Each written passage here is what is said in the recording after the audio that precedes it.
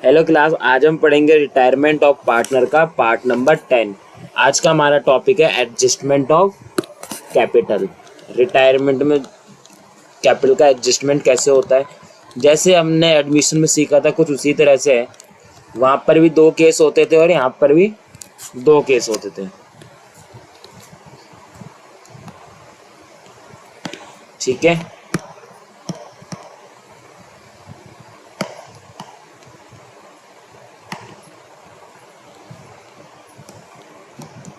पहले का नाम है केस 1 और एक है केस नंबर 2।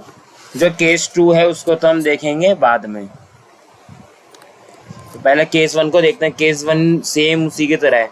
वहां पे नया पार्टनर की कैपिटल के बारे में बात होती थी। यहाँ पे जो पार्टनर की जो फर्म की कैपिटल होगी उसके बारे में बात होगी। ठीक है, मैं दोबारा से रिपीट कर रहा हूँ।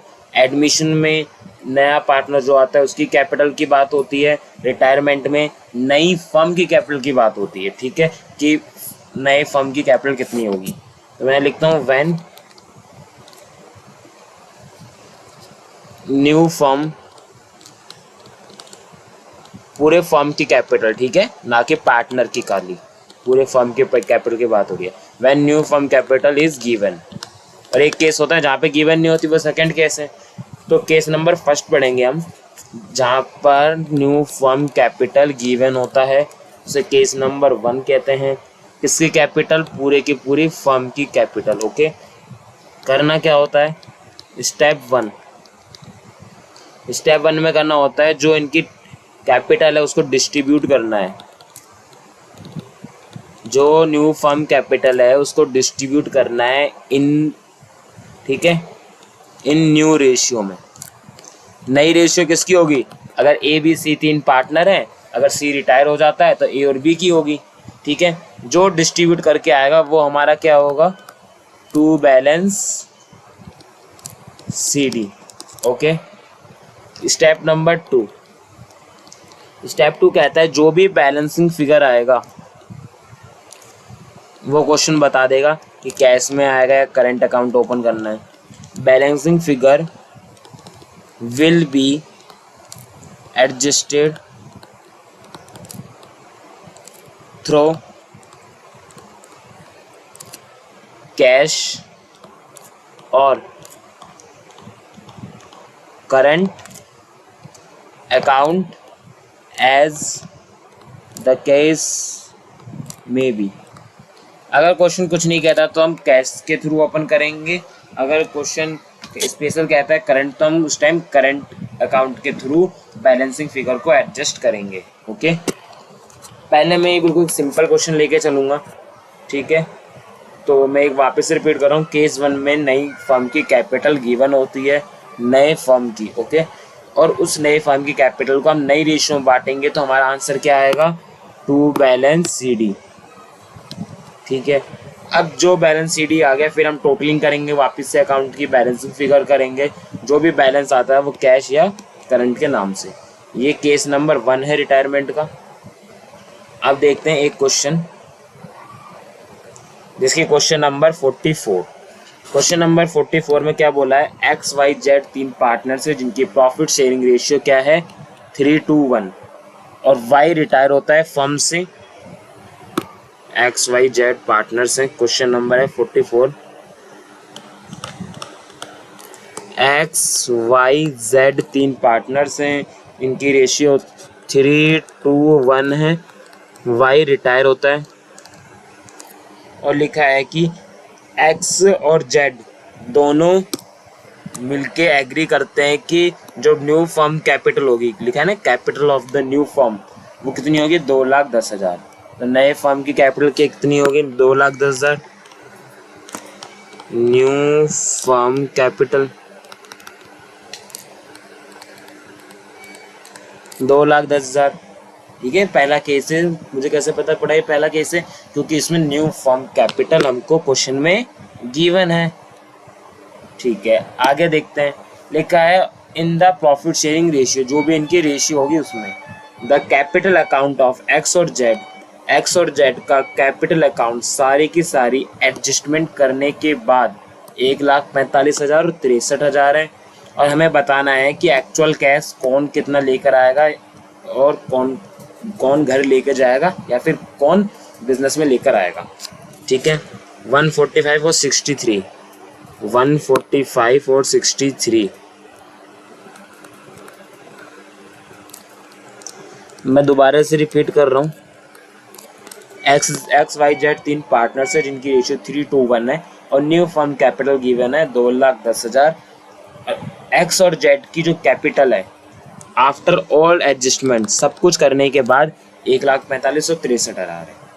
ठीक है, अब हमें क्या करना है, मैंने आपको पहले बताया था जो भी हमारा न्यू फर्म कैपिटल उसको नई रेशियो में बांटना है। नई रेशियो एक्स और जेड की होगी, क्या होगी? अब भाई वाई सिंपल केस है, सिंपल केस में तो वाई को छुपा लो, तो रेशियो जो बची हुई 3/4 1/4, ये एक्स का है ये जेड का है। नई रेशियो कैसे? मैंने वाई को छुपा दिया, वाई को छुपा लो 1 मिनट के लिए, तो 3:1 ही तो होगा। ओके ठीक है, अब 3/4 1/4 में 2,10,000 को डिस्ट्रीब्यूट कर दो।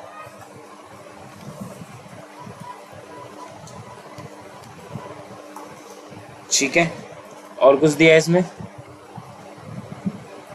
कुछ भी नहीं दिया, तो हम डिस्ट्रीब्यूट करेंगे तो कितना आएगा? 1,57,500 और इसका आएगा 52,500।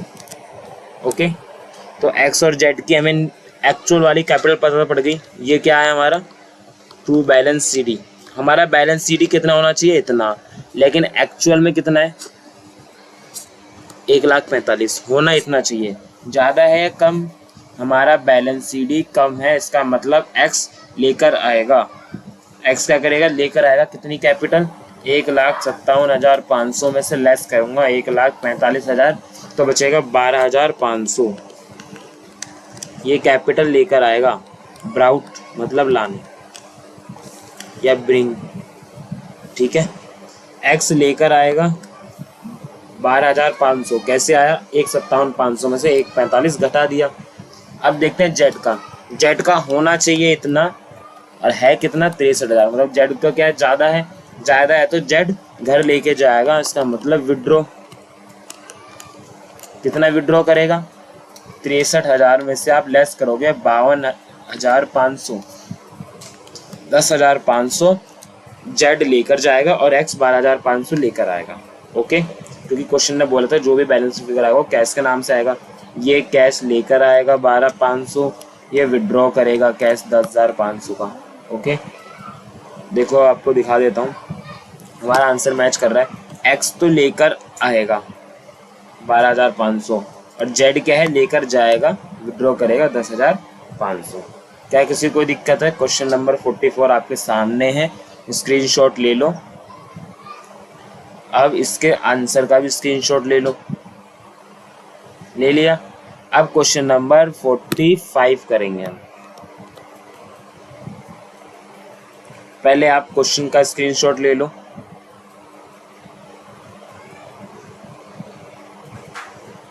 ठीक है, ले लिया। एक क्लास और लगेगी केस 1 को ख़त्म करने में। ओके, हम 2 क्लास में केस 1 को ख़त्म करेंगे, एक आज की क्लास और एक इससे अगली क्लास। ठीक है, तो स्क्रीनशॉट ले लिया। अब हम सॉल्व करते हैं। लिखा है लीजा, मोनिका और निशा 3 पार्टनर्स है जिनकी प्रॉफिट शेयरिंग रेशियो 2:1 है। तो चलो तो मैं लिख लेता हूँ LMN,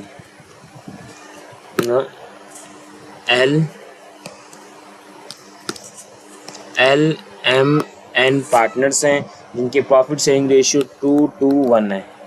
क्या आपको कोई आइटम बटने वाला दिख रहा है बैलेंस शीट में? जी सर, मेरे को तो कोई भी आइटम बैलेंस शीट में नहीं दिख रहा। ठीक है, तो बटने वाला कोई भी आइटम नहीं है। आगे चलते हैं।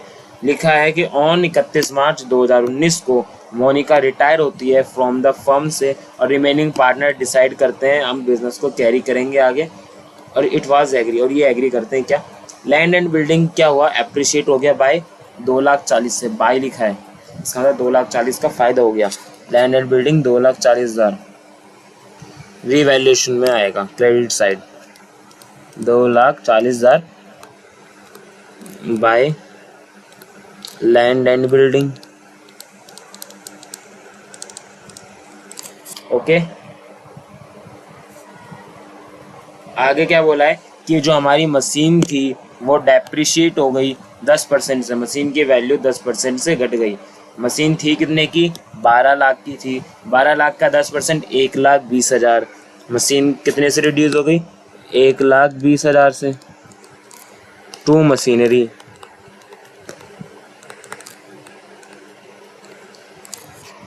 आगे चलें, अब आगे लिखा है 50% स्टॉक, 50% स्टॉक किसने टेक ओवर कर लिया? रिटायरिंग पार्टनर ने, at book value. Book value पे मतलब जितने का था उतने का उसने ले लिया, तो घाटा तो हुआ ही नहीं, ना फायदा हुआ, क्योंकि जितने का था उतने का ले लिया। तो अब ये ले लिया तो कहाँ जाएगा? ये पार्टनर्स के कैपिटल अकाउंट में, डेबिट साइड। 50% स्टॉक 10 लाख का था, इसका मतलब 5 लाख का उसने स्टॉक ले लिया। ठीक है, तो 5 लाख का स्टॉक ले लिया रिटायरिंग पार्टनर ने। तो रिटायरिंग कौन हो रहा है इस क्वेश्चन में? रिटायर हो रहा है मोनिका। मैं लिख लेता हूँ मोनिका रिटायर। तो मोनिका ने ले लिया कितने का? 5 लाख रुपए का स्टॉक। तो मैं लिख दूंगा पार्टनर्स कैपिटल अकाउंट में डेबिट साइड में टू स्टॉक 5 लाख। ओके, आगे देखो, देखा कि प्रोविजन फॉर डाउटफुल डेट हमें कितना बनाना है? 5% डेटर का। डेटर कितने के हैं? डेटर है 4 लाख के। 4 लाख का 5% कितना होता है? 20,000। तो प्रोविजन घाटा होता है, घाटा है तो रिवैल्यूएशन में डेबिट साइड 20,000 रुपये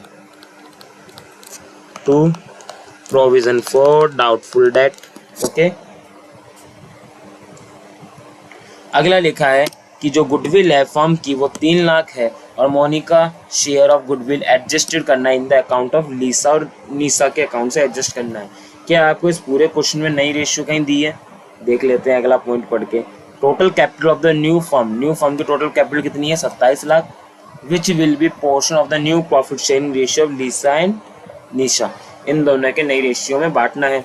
और जो भी balancing for this purpose current account of the partner were to be open, हमें करंट अकाउंट पार्टनर्स को ओपन करना है, कैश नहीं लिखना। अब नई रेशियो के बारे में कुछ नहीं बोला तो मैं क्या मानूंगा? ओल्ड कहाँ है इनकी? सर ओल्ड तो ये रही, रिटायर हो रही है कौन? मोनिका, तो इसका हिस्सा छुपा लेता हूँ। तो नई रेशियो क्या बन गई? 2:1, मतलब 2/3 और 1/3। ठीक है, अब गुडविल का हिस्सा निकालते हैं। 3 लाख फर्म की गुडविल है, तो मोनिका का हिस्सा कितना है? 3 लाख, और मोनिका का हिस्सा शायद 2/5 है। कितना था? 2/5 इंटू 2 डिवाइड बाई 5। तो 3 लाख को 2 से इंटू करोगे 6 लाख डिवाइड बाई 5, तो आ गया ये 1,20,000। और पुराने पार्टनर्स किस रेशियो में देंगे? गेनिंग रेशियो में। ठीक है, गेनिंग रेशियो के क्या है? सिंपल केस में जो ओल्ड रेशियो वही क्या रहेगी? गेनिंग रेशियो रहेगी। तो ये लीसा नीसा कितनी थी गेनिंग रेशियो? 2:1 थे इनकी गेनिंग, और यही इनकी न्यू है। तो 1,20,000 को 2:1 में बांटना है। तो 80,000 और 40,000, 80 और 40 ये गुडविल देंगे। ठीक है, पार्टनर्स कैपिटल अकाउंट में लिख देता हूँ मैं, बाय ये 80,000 और 40,000 बाय लीजा बाय निशा। इस साइड में कितना आएगा? 80,000 यहाँ आएगा और 40,000 यहाँ आएगा। किस नाम से? टू मोनिका। ओके, और फर्म की पूरी कैपिटल कितनी थी? 27 लाख। अब 27 लाख को डिस्ट्रीब्यूट करना है, देखो कैसे करते हैं। इसकी यहाँ पे मैं लिख देता हूँ 27 लाख। अब इसको नए पार्टनर कौन है? लीसा और नीसा। बचत न्यू रेशियो तो इन्हीं की होगी ना। इनकी रेशियो क्या है? 2/3 1/3 में डिस्ट्रीब्यूट कर दो। 27 लाख डिवाइड बाई 3, 9 लाख आ गए। ये आ गया 9 लाख, ये आ गया 18 लाख। तो ये इनका क्या आ गया? To balance CD। ओके, यहाँ लिख देता हूँ मैं टू बैलेंस CD। अभी लिख रहा हूँ मैं, ठीक है। 18 लाख और 9 लाख अभी इसमें रीवैल्यूएशन की टोटलिंग वगैरह करनी है। अभी इनका बाय बैलेंस BD भी लिखना है पार्टनर्स का। ओपनिंग बैलेंस कितना है पार्टनर्स का? 14 लाख, 14 लाख और 3,60,000। यहाँ पे शॉर्ट में लिख रहा हूँ 14 लाख, 14 लाख और 3,60,000। ओके, अब मुझे रीवैल्यूएशन का गेन या लॉस भी निकालना है। ठीक है, चलो तो ये इधर कितना हो गया? 2,40,000। इधर कितना है? 2,40,000। 2,40,000 में से आप लेस करोगे 1,20,000 और 20,000, तो गेन कितना आएगा 1 लाख का? अभी 1 लाख का किस नाम से लिखोगे? To revaluation gain, gain transfer to partners capital account of Liza, Monica और निशा। इनकी रेशियो क्या थी? 2:1। ओल्ड रेशियो में बढ़ता है, तो 1 लाख को 5 से डिवाइड दूंगा और इंटू 2, तो ये आ जाएगा 20,000। ये आ गया 40,000, 40,000। तो हमारे रीवैल्यूएशन अकाउंट का स्क्रीनशॉट ले लो, पूरा बन चुका है। अब ये गेन हुआ, ये कहाँ जाएगा? पार्टनर्स के कैपिटल अकाउंट में। 40, 40 और 20, 40, 40 और 20,000। किस नाम से? By revaluation gain. अब क्या करना है? टोटलिंग करनी है। ये कितनी है? 3,60,000 है और ये 20,000, कितना हो गया? 3,80,000। लेकिन इस साइड तो ज़्यादा है, एन की डेबिट साइड ज़्यादा है निशा की। 9,40,000 इधर है और 9,40,000। 9,40,000 में से अगर हम लेस कर दें 9,40,000 माइनस 3,60,000 और 20,000, तो कितना आएगा? 5,60,000 आएगा। किस नाम से? By current account. ये क्वेश्चन ने साफ साफ बोला था। अब मोनिका की देखते हैं कौन सी साइड बढ़ी है। मोनिका की क्रेडिट साइड बढ़ी है।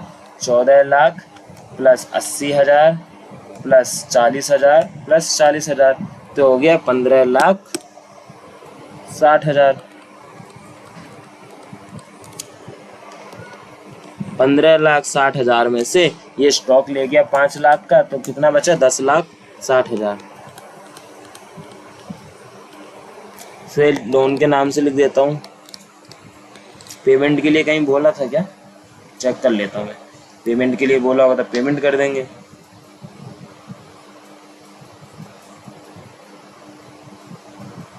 नहीं, पेमेंट के लिए कुछ नहीं बोला, तो मैं लोन के अकाउंट में डाल दूंगा इसको। ठीक है, लोन अकाउंट 10,60,000। ओके, अब हम करते हैं लीजा का टोटलिंग। लीजा की क्रेडिट साइड ज़्यादा, सॉरी डेबिट साइड ज़्यादा बड़ी है। 18,80,000, इधर भी 18,80,000।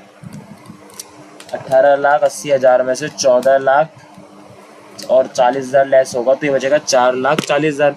दोनों में ही बैलेंस किधर बच रहा है? Credit side. इसका मतलब ये इतना इतना पैसा और लेके आएंगे। 56,000 लेके आएगा।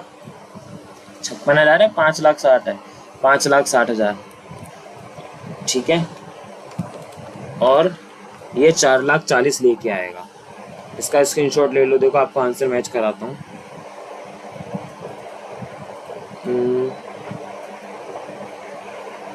इसमें ये रहा, बैलेंसिंग फिगर करा रहा हूँ मैं आपको।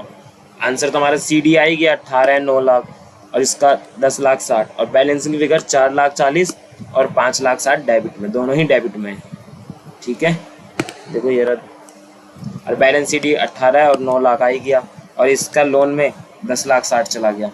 तो हमने यहाँ पे सारा बना लिया है।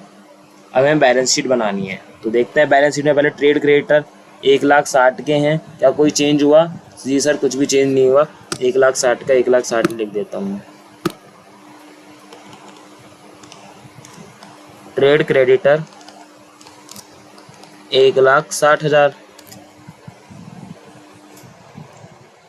और अगला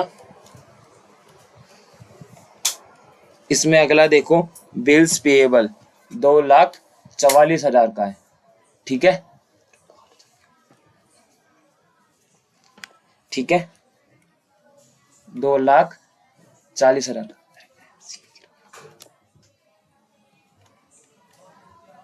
ठीक है। बिल्स पेएबल 2,44,000 का। अब अगला है एम्प्लॉयमेंट प्रोविडेंट फंड EPF, वो तो बढ़ता भी नहीं है, कुछ नहीं होता, एज इट इज उसे लिख दो 76,000 का। अब अगला है कैपिटल, पार्टनर्स की कैपिटल लिख दो, किस किस की आएगी, लीजा और नीसा की, और मोनिका का लोन अकाउंट, मोनिका लोन 10,60,000। इनकी कैपिटल कितनी है, 18 और 9 लाख, 18 लाख 9 लाख तो आ गए ये 27 लाख। ओके, अब इधर की टोटलिंग कर लेते हैं, और कुछ तो आएगा नहीं, 1,60,000, 2,44,000 और 76,000 और 27 लाख और 10,60,000, तो आ गया 42,40,000। देखो हमारा ये एक साइड की बैलेंस शीट का आंसर आ गया, देखो ये रहा 42,40,000, ठीक है। अब उस साइड की एंड करते हैं। पहला पॉइंट है land and building, land and building में कोई चेंज हुआ है, हाँ जी सर, 2,40,000 बढ़ गई, मतलब 12,40,000 की हो गई land building, land and building. अगला है मशीनरी, मशीनरी में भी चेंज हुआ था, इसकी वैल्यू डाउन हो गई, रीवैल्यूएशन में देखोगे तो ये आपको दिखेगा 1,20,000 से, तो कितने की है, 12 लाख का 10% कम हो गया था हमारा, ठीक है, तो ये 10,80,000 की बचेगी। अगला स्टॉक, स्टॉक तो 50% वो ले गया, तो कितना बचेगा, 50%, 5 लाख। अगला है डेटर, डेटर पे प्रोविजन भी बनाए 20,000 का, तो कितना बचेगा, 3,80,000। और अगला है बैंक, बैंक तो सेम ही है 40,000। अब और हाँ, अब जो ये बैलेंस जो आता है हमारा करंट अकाउंट का, ये जिस साइड आया हम उसी साइड उतार देते हैं। ये पार्टनर्स कैपिटल अकाउंट के क्रेडिट साइड मतलब कि राइट साइड में आया है, तो हम बैलेंस शीट में से भी राइट साइड में उतारेंगे। बैलेंस शीट की राइट कौन सी होगी, असेट साइड, मतलब सेम साइड उतार देना है।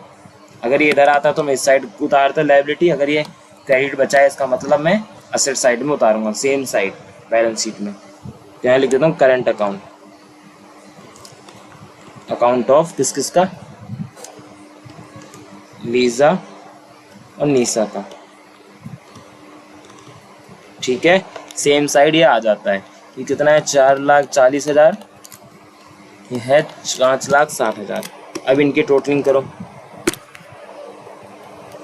12,40,000 plus 10,80,000 plus 5 lakh plus 3,80,000 plus 40,000 plus 4,40,000 और 5,60,000, तो ये आ गया 42,40,000। हमारा आंसर भी मैच हो गया दोनों तरफ। आप इसका एक बार पूरे का स्क्रीनशॉट ले लो, ठीक है, ले लिया। अब एक एक करके ले लो। ये रीवैल्यूएशन अकाउंट है, ये पार्टनर्स का कैपिटल अकाउंट है, ठीक है, ये हमारी बैलेंस शीट है। तो अब हम एक क्लास और लेके केस नंबर 1 को पूरी तरह से फिनिश कर देंगे, ठीक है क्लास। नेक्स्ट क्लास में कंटिन्यू करते हैं।